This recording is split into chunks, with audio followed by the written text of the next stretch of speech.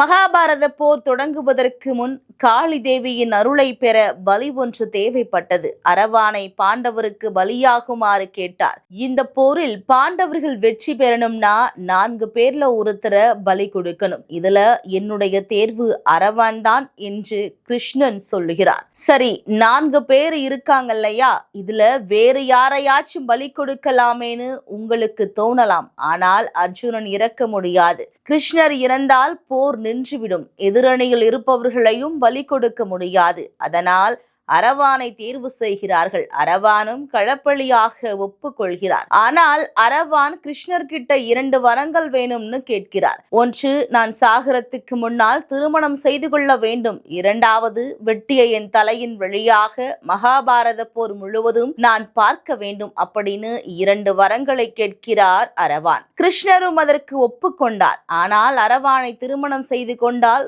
விதவையாகி விடுவோம் என்று எந்த பெண்ணும் அரவானை திருமணம் செய்து கொள்ள முன்வரவில்லை. பின்னர் கிருஷ்ணரே மோகினி வடிவம், அதாவது பெண் வடிவம் எடுத்து அரவானின் முதல் வரத்தை நிறைவேற்றுகிறார்.